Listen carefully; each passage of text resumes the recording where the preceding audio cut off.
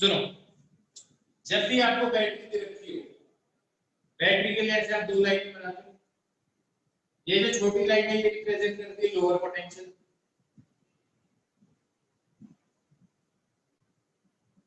और ये बड़ी लाइन रिप्रेजेंट करती है हायर पोटेंशियल।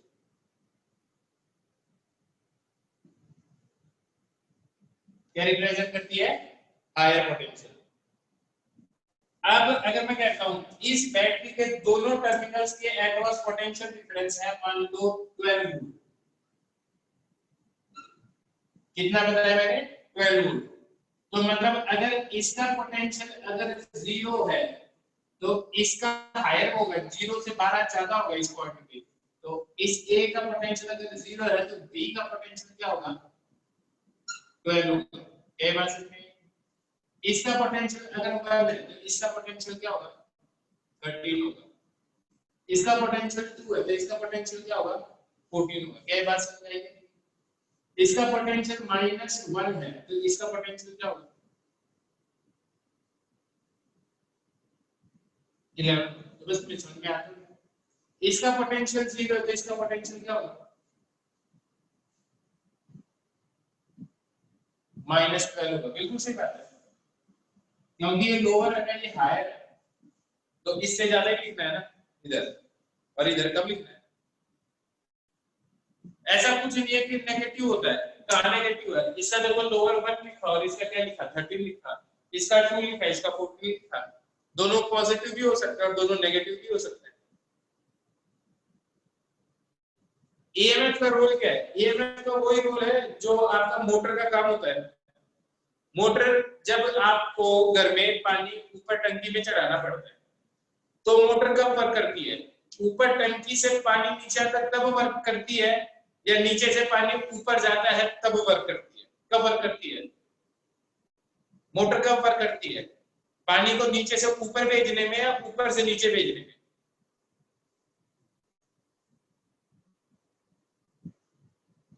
तो बस तो बैटरी भी यही तो करती है। जब चार्ज को लोअर पोटेंशियल से हायर पोटेंशियल भेजती है तब इसको वर्क करना पड़ता है, और जो वर्क करना पड़ेगा वो किसके बराबर करना पड़ेगा? वर्क किसके बराबर करना पड़ेगा? वर्क करना पड़ेगा Q चार्ज है। तो यहाँ पोटेंशियल एनर्जी क्या होगी? यहाँ देखो इस पॉइंट पे अगर ये चार्ज यहाँ पे है तो यहाँ पे पोटेंशियल क्या होगी? पोटेंशियल एनर्जी क्या होगी? Q into V। और जब ये चार्ज इधर पहुंच जाएगा तो पोटेंशियल एनर्जी क्या होगी? Q into VP। आया ना? यही बात समझ में? यहाँ का पोटेंशियल V है तो यहाँ पे एनर्जी क्या होगी? चार्ज Q into V, और यहाँ पे एनर्जी क्या होगी? Q into V। तो बैटरी ने इसकी एनर्जी बढ़ा दी। कितनी एनर्जी बढ़ा दी? फाइनल एनर्जी माइनस इनिशियल कर दो, तो Q into VP minus Q into VA। This is the work done by the battery। तो बैटरी ने इस चार्ज की इतनी एनर्जी बढ़ाने के लिए खुद की एनर्जी खर्च की होगी, और ये एनर्जी कहां से आई होगी? उसके अंदर केमिकल रिएक्शन होगी, उसके कारण ये इसके पास एनर्जी आएगी। क्या ये बात समझ आई सबको? क्या ये बात समझ में? भाई कोई ना कोई तो मैकेनिज्म होगा ना जिसको एनर्जी देगी। मैंने कहा कि ये क्या कर रहा है कि एनर्जी लोअर पोटेंशियल से हायर पोटेंशियल पहुंचाने के लिए चार्ज को एनर्जी दे रहा है। तो लोअर पोटेंशियल पे एनर्जी क्या है? Q into V, और हायर पे क्या है? Q into V।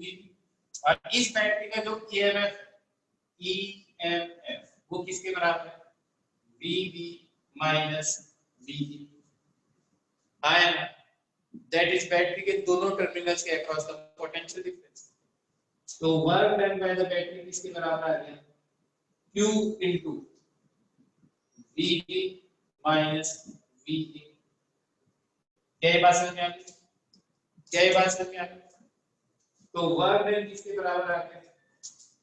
Q into EMF of the battery and Q into EMF of the battery। क्या ये बात समझ में आ गई सबको यहाँ तक? वर्क किसके बराबर आएगा? Q into EMF of the battery। तो अगर मैं ये बात कहूँ कि मेरे पास एक बैटरी है, इसका EMF है 4 वोल्ट, 4 वोल्ट है इसका ईएमएफ। यहां से Q equal to 2 coulomb charge इधर से इधर जाता है, तो बैटरी कितना वर्क करेगी? बैटरी कितना वर्क करेगी? 8 जूल वर्क करेगी। बैटरी कितना वर्क करेगी? Work done by the battery equal to Q into V, Q into EMF कर दो, तो ये कितना आ जाएगा? Q कितना आ गया 2 और ईएमएफ इसके बराबर आ गया 4, तो ये कितना आ जाएगा? 8 जूल आ जाएगा। क्या आ जाएगा? 8 जूल आ जाएगा work done by the battery. क्या ये बात समझ में आई? क्या ये बात समझ में? ये 8 जूल एनर्जी कहां से आई? कहां से आई ये 8 जूल एनर्जी? सेल के अंदर केमिकल्स होते हैं उनसे आई होगी, आया ना? कहां से आई ये एनर्जी? सेल के अंदर केमिकल्स होंगे उनमें से आई ये एनर्जी। क्या ये बात समझ में आ गई? बिल्कुल। अगर मैं एक और क्वेश्चन करवाता हूं, एक बैटरी है, इसका जो ईएमएफ है वो है 6 वोल्ट और Q चार्ज इधर से इधर जाता है, that is 3 coulomb charge. Work done by the battery बताओ।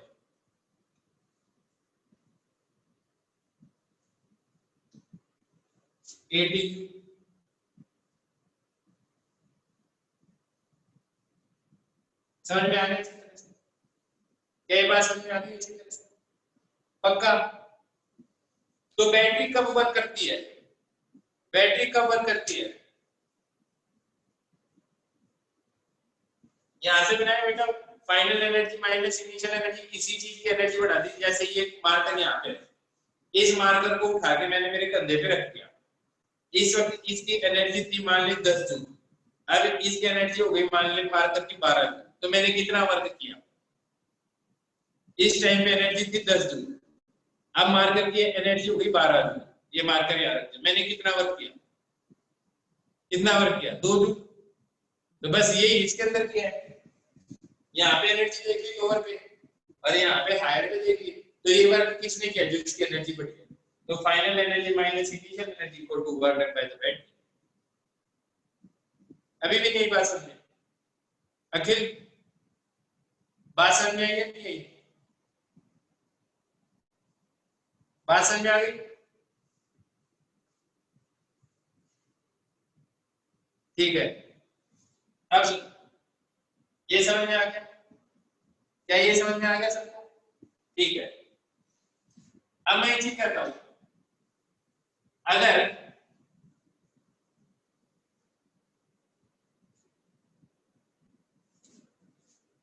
तो ईएमएफ को जनरली V से रिप्रेजेंट कर देते हैं, वोल्टेज ही तो है ना, वोल्टेज डिफरेंस है, तो V से रिप्रेजेंट कर देते हैं।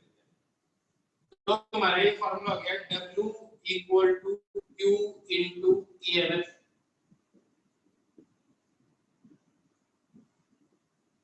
एक चीज बताओ, एक चीज बता, ये एक बैटरी है, Q equal to 2 coulomb charge, इस 2 कूलम चार्ज को जब इधर से इधर ट्रांसफर किया जाता है, वर्क होता है 10 joule. Work done bye battery कितना हो गया? वर्क डन बाय बैटरी कितना हो गया?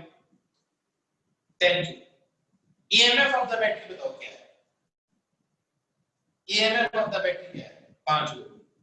तो तुमने बता दिया ईएमएफ ऑफ बैटरी कितना आ गया? 5 वोल्ट। आया? अब मैं कोई और बताऊं, ईएमएफ ऑफ द बैटरी आ गया 5 वोल्ट। अगर ये इधर से इधर गया तो ये इसकी एनर्जी 10 जूल एनर्जी बढ़ाई, इस बैटरी ने 10 जूल एनर्जी क्या किया? एनर्जी बढ़ाई। ईएमएफ का बेटा कोई फॉर्मूला नहीं होता, ईएमएफ पोटेंशियल डिफरेंस ही होता है दो पॉइंट्स के बीच का। अब देखो इस चीज को ध्यान से देखो, मेरे को ये बताओ, तुमने बता दिया EMF of the battery is 5 volt, इस ए पॉइंट का पोटेंशियल क्या है? इस ए पॉइंट का पोटेंशियल क्या है?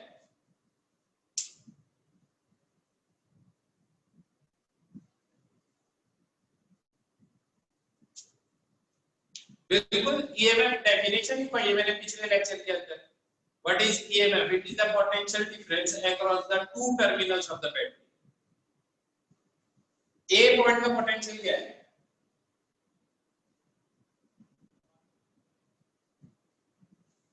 और बी पॉइंट का पोटेंशियल क्या है? ए पॉइंट का पोटेंशियल क्या है तुम्हें कैसे पता चला? ईएमएफ तो दो के बीच का डिफरेंस ही बताता है ना। आपको पता ही नहीं कि ए का पोटेंशियल क्या है जब तक बी का नहीं पता हो। डिफरेंस पता है आपको, कुछ भी हो सकता है बिल्कुल। अगर इसका पोटेंशियल 4 है तो इस पॉइंट का पोटेंशियल कितना होगा?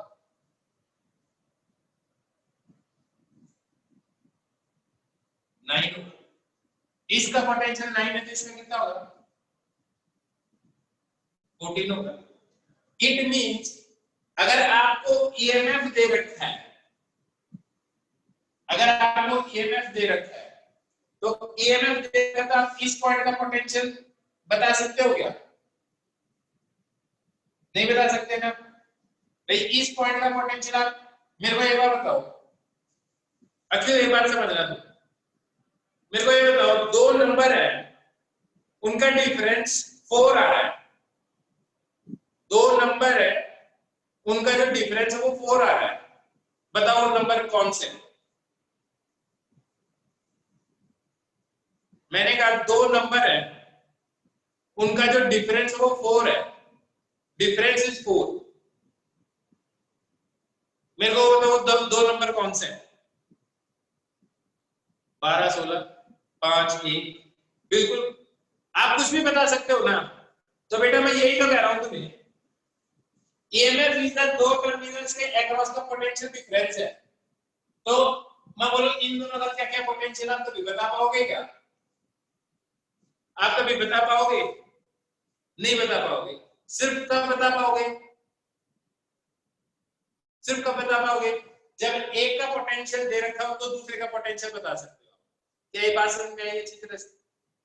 क्या ये बात समझ में आ गई? पक्का?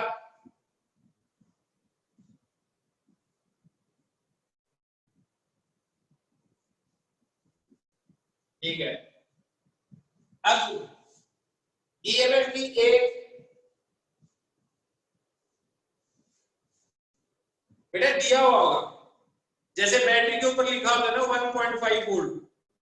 तो 1.5 वोल्ट का मतलब क्या है? एक सेल आता है उस पे लिखा होता है ना 1.5 वोल्ट। उसका मतलब क्या होता है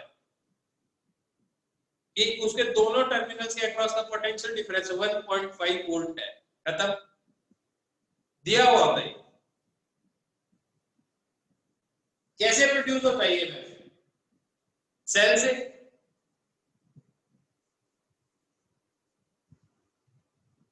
सेल से प्रोड्यूस होता है।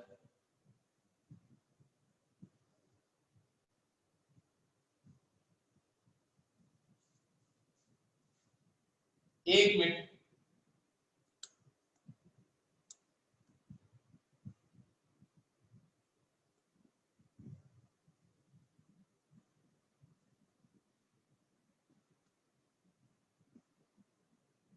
अब ठीक है,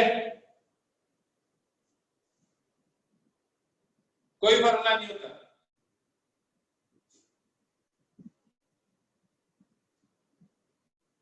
हाँ सुनो, अब मैं तुम्हें एक और फॉर्मूला सिखा रहा हूं।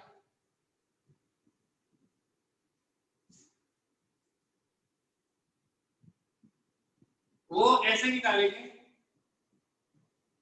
कि ईएमएफ की को डेफिनेशन बता दो। एक बार बताओ,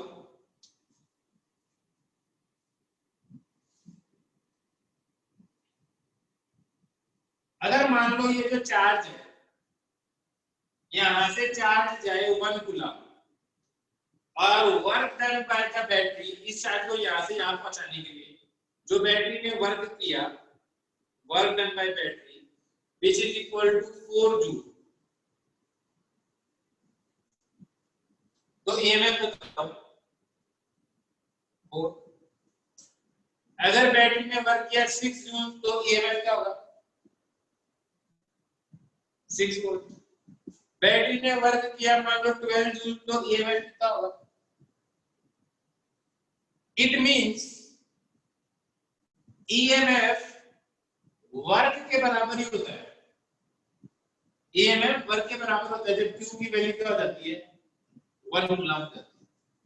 दैट इज द आंसर सुनना मैं दोबारा दूंगा।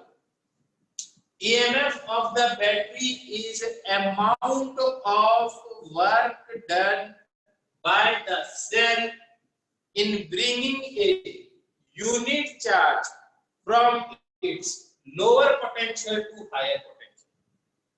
लिखो लिखो लिखो डेफिनेशन लिखो EMF की बात है। EMF की एक और डेफिनेशन लिखो। It is the amount of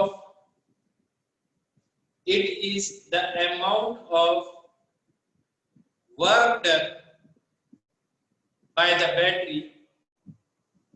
It is the amount of work done by the battery in it is the amount of work done by the battery in transferring the charge through itself, transferring the charge through itself,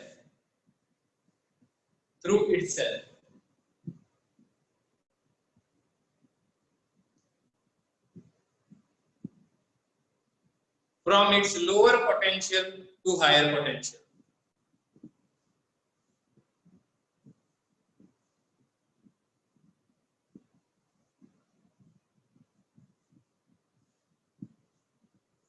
unit charge की फायदा क्या sir मैंने लिखवानी पड़ेगी, थोड़ी सी गड़बड़ होगी, दिखाना definition क्या बच्चे फिर से पूछो। अच्छा लिखो, फिर से लिखो एक बार definition. It is the amount of work done by the battery in transferring the unit charge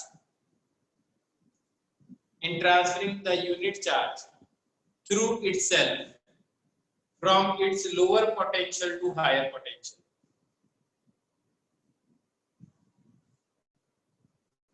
unit charge बोला मैंने क्योंकि अगर ये 2 हो जाएगा तो बट ईएमएफ 6 हो जाएगा। हाँ यूनिट ही होना चाहिए। लिख लिया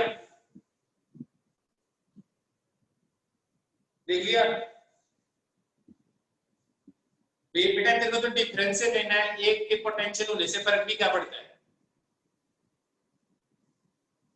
फिर से बोलो, it is the amount of work done by the battery in transferring unit charge through itself from its lower potential to higher potential.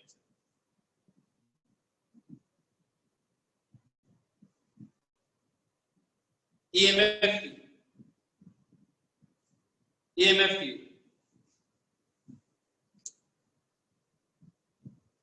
अभी मैं इसको मिटा दूं, मैं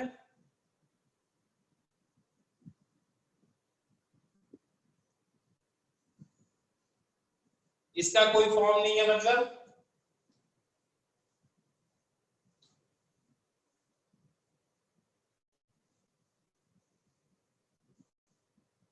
फॉर्मूला क्या होता है, बस ये फॉर्मूला ही काम क्या है। जरूरी है कि जब ऐसे आसानी से समझ में आ जाए तो फॉर्मूला बनाने की जरूरत है। अगर मैं समझाता नहीं और सीधा बोल देता है फॉर्मूला, तो तू बोलता है फॉर्मूला।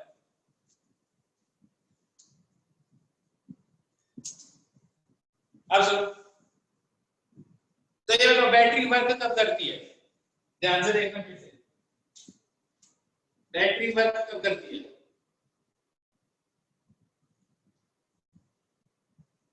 क्यू चार्ज को अपने थ्रू भेजने में या इस क्यू चार्ज को रेजिस्टेंस के थ्रू भेजने में कब वर्क करती है बैटरी कब वर्क करती है, चार्ज को अपने थ्रू भेजने में या रेजिस्टेंस के थ्रू भेजने में कब वर्क करती है।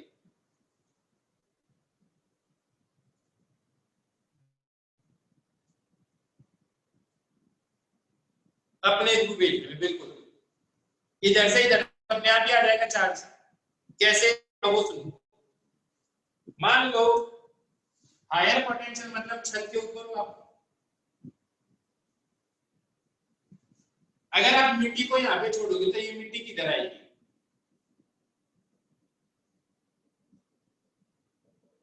ये मिट्टी किधर आएगी? नीचे आएगी, आया ना? तो मोटर का क्या काम है? इस मिट्टी को ऊपर भेजने का। ऊपर से तो मिट्टी अपने आप ही नीचे आ जाती है, और जब मिट्टी नीचे आती है तो इसकी पोटेंशियल एनर्जी का लॉस होता है, किसमें चला जाता है?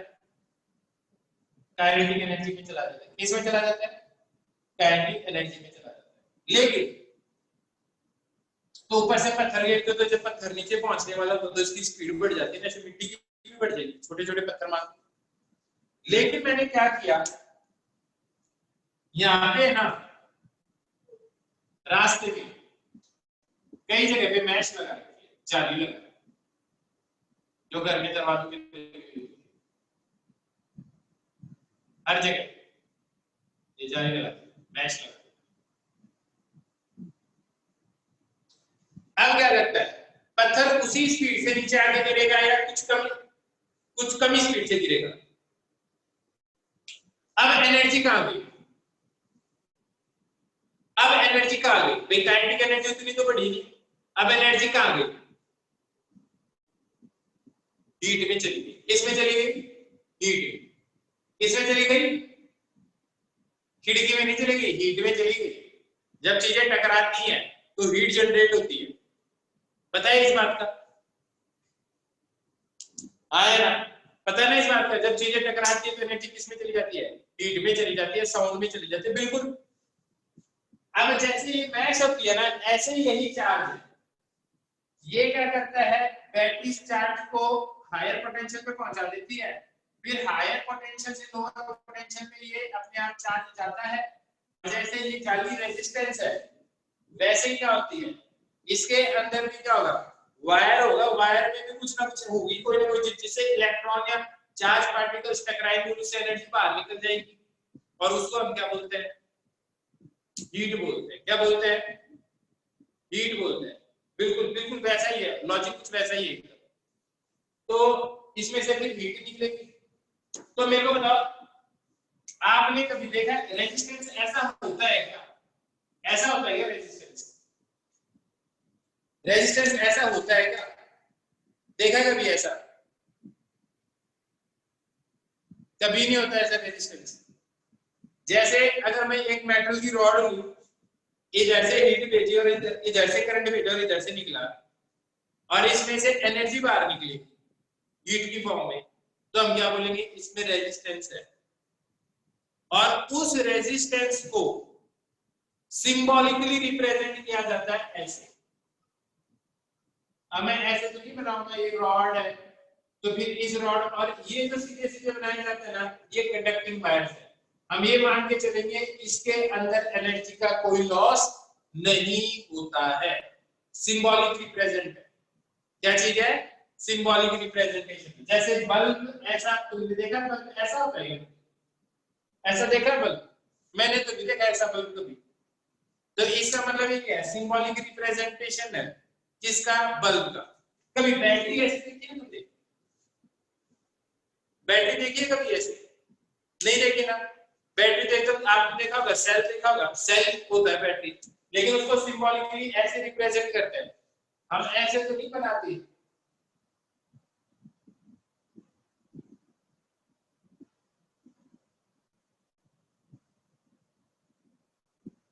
ऐसे बनाते हैं क्या हम कभी? नहीं बनाते ना। इसके लिए क्या करते हैं, ऐसे सिंबॉलिकली ऐसे रिप्रेजेंट करते हैं। क्या ये बात समझ में आ गई है? बात समझ में आ गई? तो जहां पे भी हीट जनरेट होती है उसके अंदर कोई ना कोई रेजिस्टेंस होता है। जैसे आप फोन को चार्ज में लगाते हो, फोन को किस में लगा देते हो? चार्ज में लगा देते हो। उसको हाथ लगाते तो थोड़ा गर्म हो जाता है। हाँ बिल्कुल, हायर पे पॉजिटिव साइड लगा रहता है, हो जाता है ना। तो ये बताओ, क्या फोन के अंदर रेजिस्टेंस है?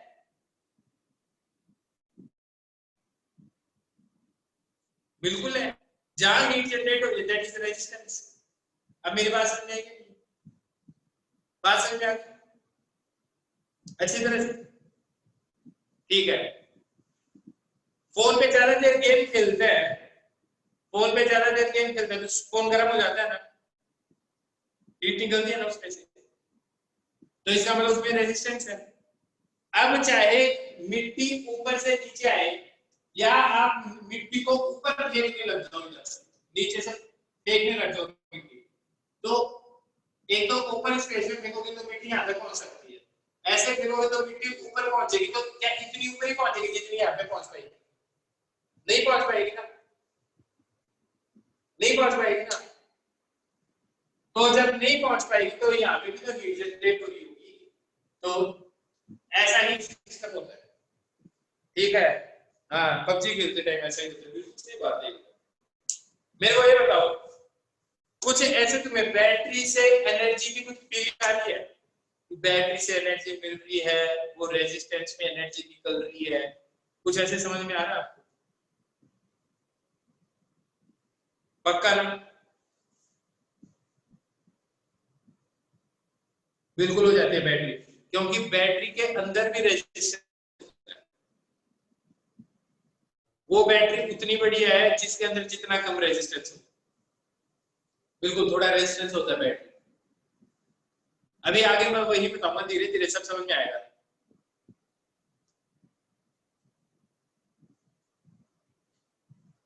हाथ में ट्रांसफर होता है रेजिस्टेंस, मतलब ये तो समझ में नहीं आई ये बात। जैसे तुम्हारा मास है वैसे चीजों का रेजिस्टेंस होता है, प्रॉपर्टी है वो तो उनकी।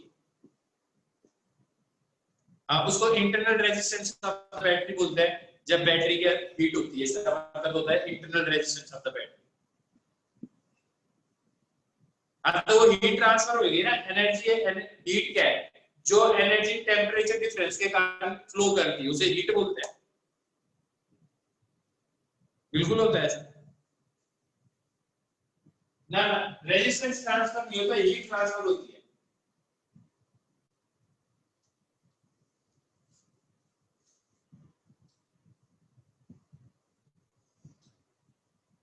चलो कोई बात नहीं, ये बताओ, अभी अभी तक जो तुम्हें समझाया, रेजिस्टेंस फोर्स नहीं होता,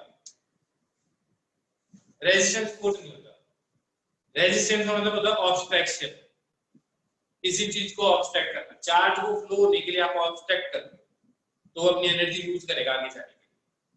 जैसे कोई आ रहा है, आप धक्का लगा रहे हो, मत आता, तो आप क्या कर रहे हो? उसको रेजिस्टेंस ऑफर कर रहे हो। यही बात समझ आ गई सबको? वर्क कैसे हो गया? रेजिस्टेंस का मतलब ऑब्स्ट्रक्शन हो गया, दोनों चीजों का आप कंबाइन क्यों कर रहे हो? लाइक फ्रिक्शन मान सकते हो, बिल्कुल। अब सुन, याद है, समझ में आ गया सबको? हाँ, अब किसी चीज में रेजिस्टेंस है तो आगे जाने के लिए वर्क तो करना ही पड़ेगा आपको। वर्क क्या है? वर्क तो एनर्जी का ट्रांसफर है। चलो ठीक है, अभी इधर से सुनो,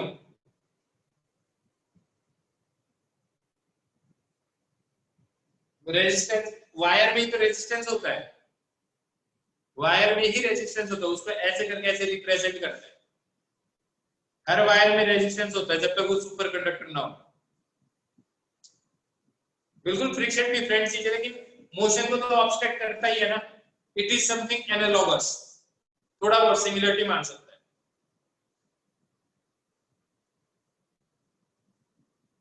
सुपर कंडक्टर जिनका रेजिस्टेंस 0 होता है,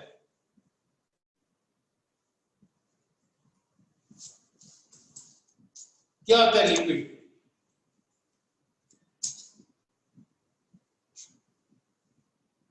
यार रेजिस्टेंस रेजिस्टेंस होता है, पोटेंशियल एनर्जी दोनों अलग चीज है।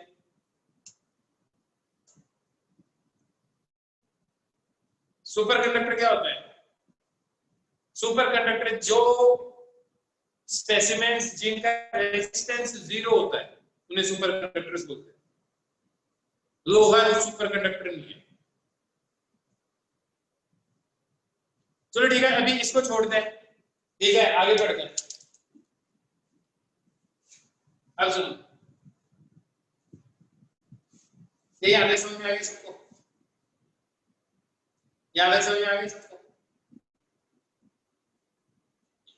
ठीक है, तो अब सुनो,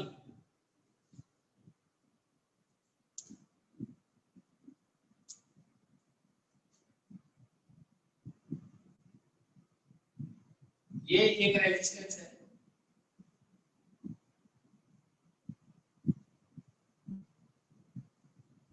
R,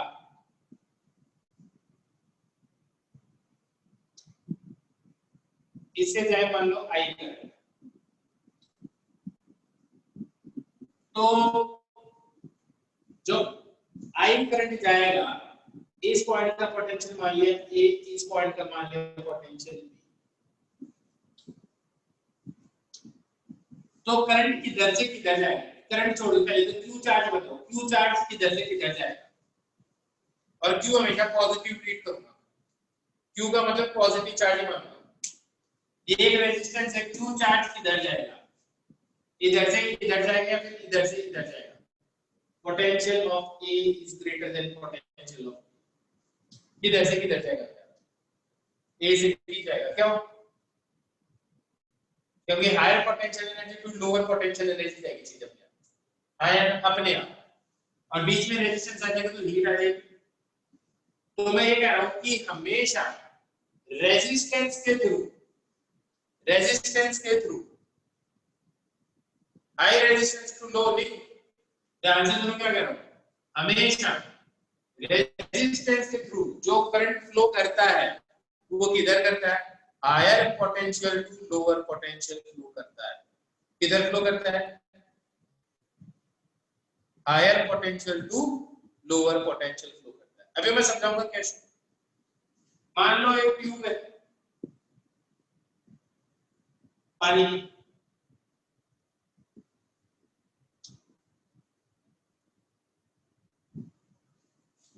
और ये इतनी सारी पानी की भरी हुई है,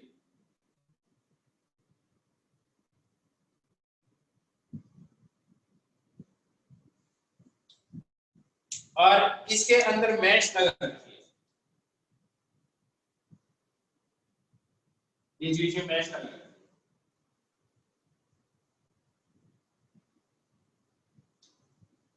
अब मैं क्या करता हूं, ये एंड ए है, ये एंड बी है, मैंने क्या किया, ए एंड, ये ए एंड है, ये बी एंड है, ये मैं ए एंड को नीचे कर दूं और बी एंड को ऊपर कर दूं, ए एंड को नीचे कर दूं, बी एंड को ऊपर कर दूं, लिक्विड किधर जाएगा? बी की तरफ जाएगा, ए की तरफ जाएगा। ए एंड को मैंने क्या कर दिया है नीचे और बी एंड को ऊपर कर दिया, लिक्विड किधर जाएगा? ए की तरफ जाएगा।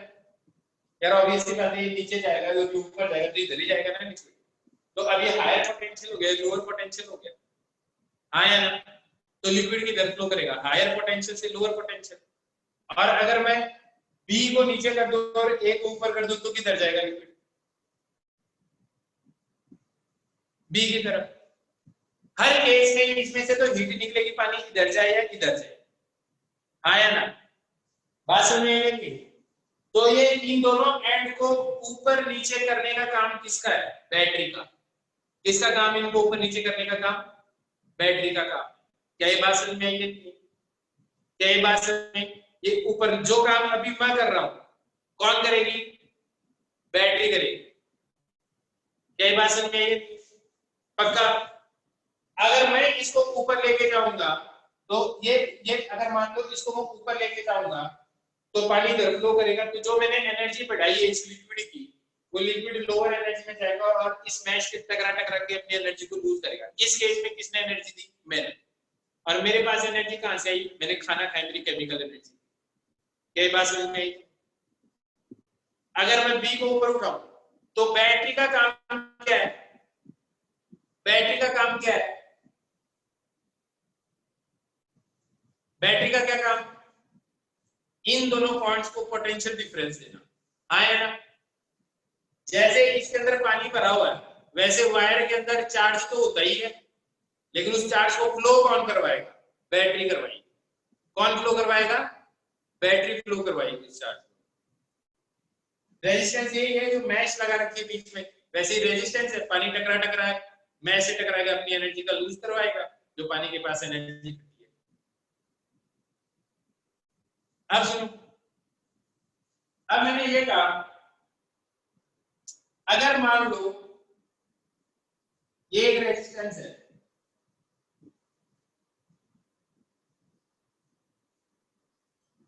इसके थ्रू करंट जा ही नहीं रहा, इसके थ्रू करंट ही नहीं जा रहा, तो इन दोनों के अक्रॉस पोटेंशियल डिफरेंस क्या होगा? करंट जा ही नहीं रहा तो दोनों के अक्रॉस पोटेंशियल डिफरेंस क्या होगा? जीरो। बिल्कुल जैसे पानी इसमें रुका हुआ है, दोनों सेम पे होंगे तो पानी कैसे फ्लो करेगा? तो चार्ज फ्लो नहीं करेगा। और मैं कहूं इस पॉइंट का पोटेंशियल अगर 4 है तो बताओ करंट किधर जाएगा? बी की तरफ जाएगा, ए की तरफ आएगा? कैसे पता चला तुम्हें? बी का तो पोटेंशियल बताया ही नहीं मैंने, बी का भी पोटेंशियल बता दो, 4 है, बताओ करंट किधर जाएगा? अब बताओ करंट किधर जाएगा? दोनों का ही पोटेंशियल 4 है,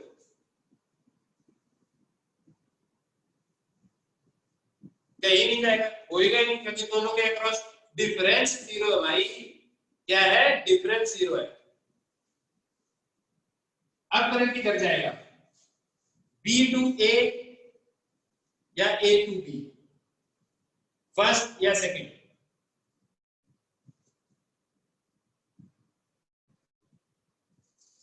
बी टू ए।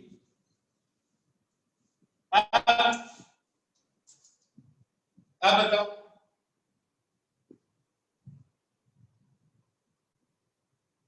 क्योंकि अब ये हायर हो गया, अब ए टू बी जाएगा, हाँ है ना? तो रेजिस्टेंस के थ्रू करंट कौन सी डायरेक्शन में फ्लो करेगा? रेजिस्टेंस के थ्रू करंट कौन सी डायरेक्शन में फ्लो करेगा? Higher potential to lower potential, हाँ है ना? क्या ये बात समझ में आई? क्या ये बात समझ में आ गई? पक्का? ये बताओ इन दोनों पॉइंट्स के अक्रॉस डिफरेंस जितना ज्यादा एकदम से कर दूंगा उतना ही ज्यादा लिक्विड फ्लो करेगा, जितना ज्यादा डिफरेंस उतनी फास्ट लिक्विड फ्लो करेगा, है ना? तो एक बार बताओ, उसको करंट बोलते हैं, ये एक क्रॉस सेक्शन है, Q equal to 4 coulomb charge pass होगा इसके थ्रू 1 सेकंड में, करंट कितना होगा? इस क्रॉस सेक्शन के थ्रू 4 कूलम चार्ज पास हो रहा है 1 सेकंड में, करंट कितना होगा? करंट कितना होगा? 4 एम्पियर। लेकिन 2 सेकंड में करेगा तो 4 कूलम चार्ज पास हुआ 2 सेकंड में, अब कितना करंट होगा? 2 एम्पियर। और 4 सेकंड में पास हुआ तो 1 एम्पियर। वाह कितनी शानदार बात है। तो मैं कह रहा हूं इन दोनों के अक्रॉस जितना ज्यादा पोटेंशियल डिफरेंस कर दोगे लिक्विड उतनी स्पीड से फ्लो करेगा या नहीं करेगा? हाँ यार, लिक्विड तो उतना ही लेकिन ज्यादा फास्ट फ्लो करेगा ना। तो मैं ये कह रहा हूं जब पोटेंशियल डिफरेंस लार्ज होगा तो Q चार्ज तो पास होगा ही, Q चार्ज तो हायर से लोअर ही पास होगा, लेकिन कितनी देर में हो रहा है? तो पर यूनिट टाइम पर तो ये चीज क्या बन जाएगी? करंट बन जाएगी। क्या बन जाएगी? करंट बन जाएगी। और ये करंट डिफरेंस जितना ज्यादा लार्ज होगा, दैट इज रेजिस्टेंस के दोनों के अक्रॉस जितना ज्यादा डिफरेंस लार्ज होगा, that is Vb minus Va। ये डिफरेंस जितना ज्यादा लार्ज होगा, जो करंट होगा इसके थ्रू या जो Q चार्ज होगा पर यूनिट टाइम जो फ्लो करेगा वो उतना ही ज्यादा होगा। और Q charge per unit time हम क्या बोलते हैं? करंट बोलते हैं। क्या बोलते हैं? करंट बोलते हैं। और इसको हम क्या बोलते हैं? ओम्स लॉ बोलते हैं। क्या बोलते हैं इसको? क्या बोलते हैं इसको? ओम्स लॉ बोलते हैं। ओम्स लॉ क्या कहता है? ओम्स लॉ क्या कहता है? that the current passing through resistance is directly proportional to the potential difference across the resistance.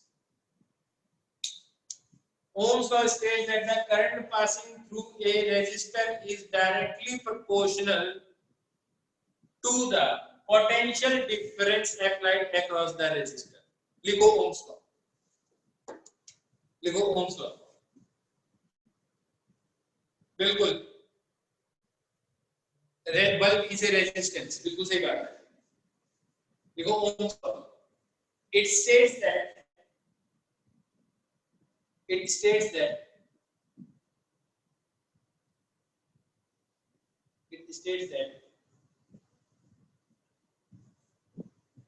the potential, it states that the current,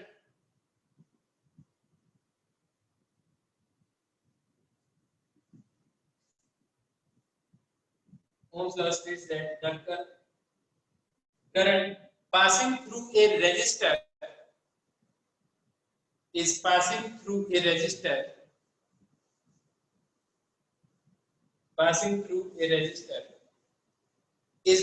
proportional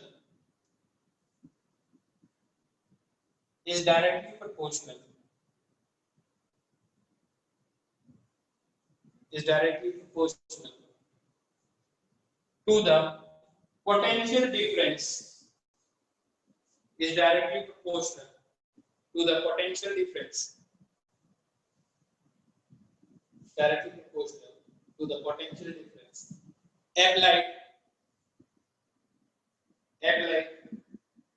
across the resistor.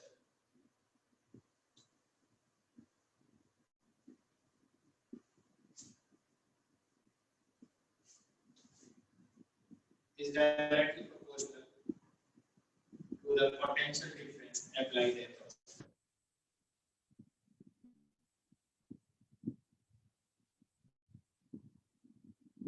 Across the resistor, बिल्कुल सही बात है, एकदम बढ़िया। बिल्कुल ओम्स लॉ कुछ specific के लिए ही अप्लाई होता है। क्या हो? अब वो सुनो, मान लो पोटेंशियल डिफरेंस बढ़ाने से रेजिस्टेंस बढ़ जाए तो अब तुम बोलोगे ऐसा कैसे हो सकता है? पानी इसके थ्रू जाना था तो ये गर्म हो गई, और चीज गर्म होने के कारण फैल जाती है, आया ना? तो जो मैश थी या जाली इसमें जो होल्स थे वो थोड़े बड़े बड़े हो गए, तो पानी थोड़ी आराम से फ्लो कर सकता, तो रेजिस्टेंस कम हो गया ना। क्या ये बात समझ में आई?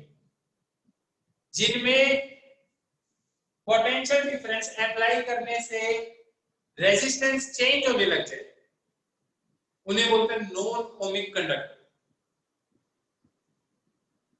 पोटेंशियल डिफरेंस का फॉर्मूला क्या है? दो नंबर का डिफरेंस का फॉर्मूला क्या होता है? बस वही होता है पोटेंशियल डिफरेंस का फॉर्मूला। अब सुनो, इट मींस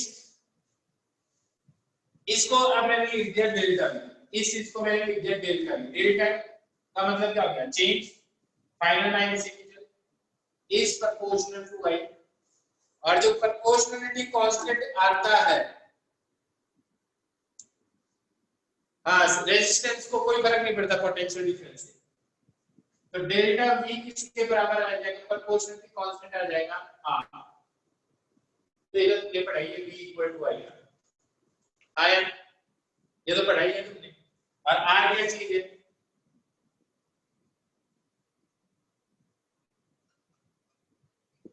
r क्या चीज है? r is resistance. तो डेल्टा v किसके बराबर आ जाएगा? i into r।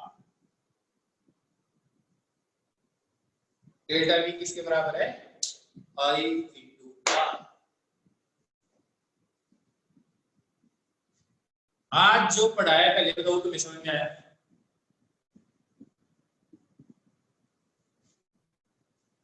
कांस्टेंट है, कोई ना कोई होगा। जिसको नहीं समझ में आया कॉल कर ले। फिर भी नहीं समझ में आया, अरे यार ओम वाला क्या नहीं समझ में आया? क्यों तेरे को क्या नहीं समझ में आया तेरे को? ओम आई तो करंट है, भाई प्रोपोर्शनलिटी कांस्टेंट हटा दोगे तो आई आ जाएगा।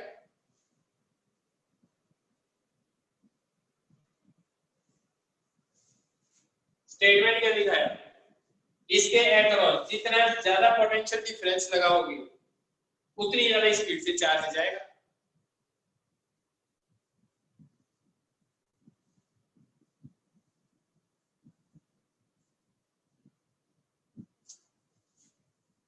रेजिस्टेंस की यूनिट क्या है तुम खुद ही बता सकते हो मेरे को। रेजिस्टेंस किसके बराबर आ गया, डेल्टा वी बाय आई। तो आर किसके बराबर आ गया, वोल्ट पर एम्पियर। इसको हम बोलते हैं ओम, क्योंकि ओम साहब ने बात की तो उनके नाम के हिसाब से हमने दे दिया, उनको ऑनर करने के लिए। ओम क्या है, बस रेजिस्टेंस से खत्म बात। डेफिनेशन क्या है,